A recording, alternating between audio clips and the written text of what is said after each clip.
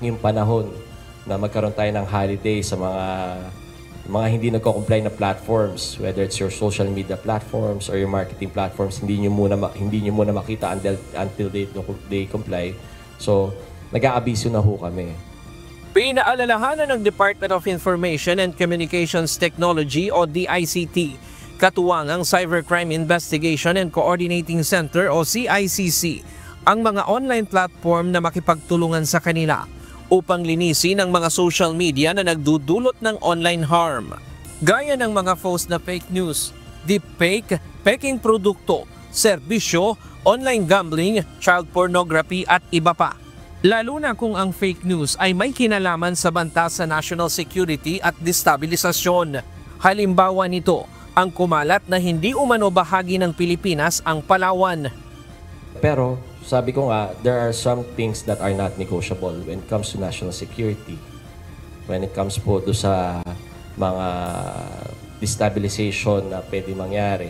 So, sinasabi na rin ho namin sa kanila that those who would not comply, we would be compelled na to exercise kung ano yung mga available remedies sa amin. And one of them is to block yung mga sites na to. Ayon sa DICT, hanggat maaari ayaw nilang dumating sa punto na suspindihin ng URL o ang online address ng isang platform dahil madadamay pati ang mga maayos na nagninegosyo online at responsableng gumamit ng social media. Ang problema lang po sa social media platform, pag tinanggal natin yon, buong lahat po yon. Yung mga nagnenegosyo ng maayos, yung nakikipag-usap sa pamilya nila ng maayos, naho-hostage po sila.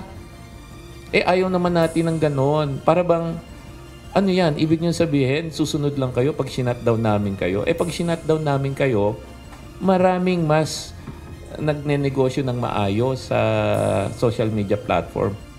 Dagdag pa ng kalihim, binabalanse pa rin naman nila ang interes ng publiko. Pero mas marami pa rin naman ang naidudulot na mabuti ng social media.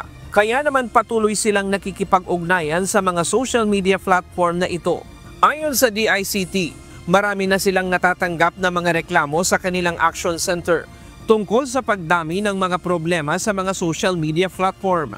Zero tolerance ang ipinatutupad ng DICT sa mga ganitong panganib sa internet. Nagpahayag naman ng suporta ang iba't ibang social media platform. We continue to work closely with relevant authorities like the DICT and the DTI and of course other government organizations to protect our users and empower the millions of Filipino creators and small businesses on the platform.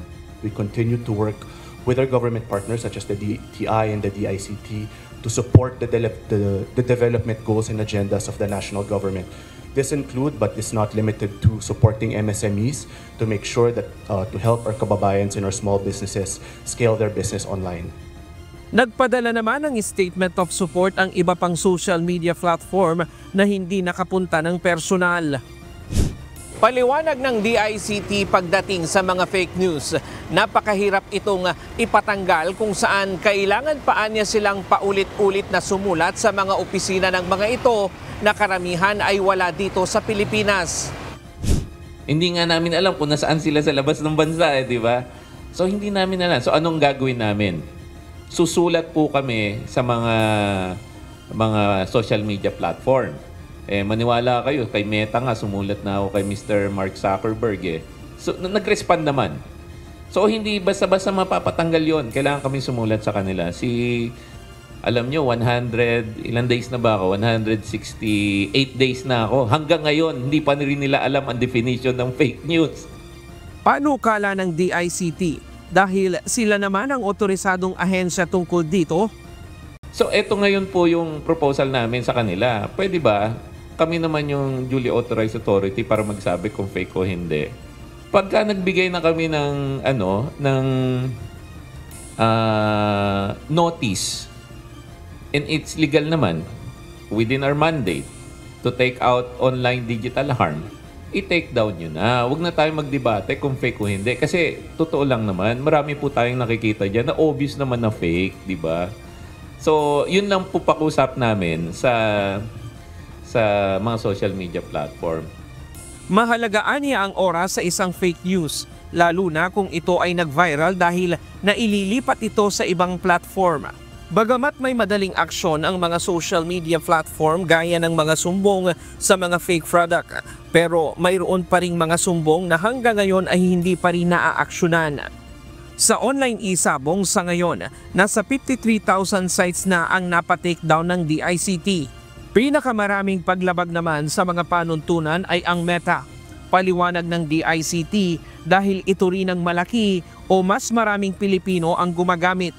Pakiusap ng DICT maglagay ng opisina sa Pilipinas ang mga platform na ito.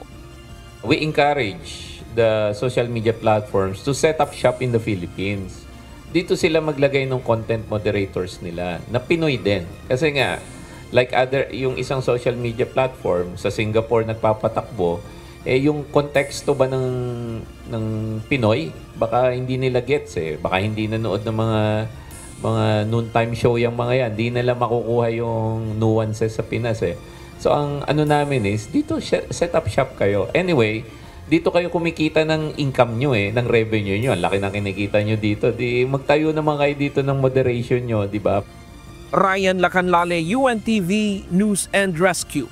Diyos ang aming sandigan, serbisyo publiko ang aming pinahahalagahan.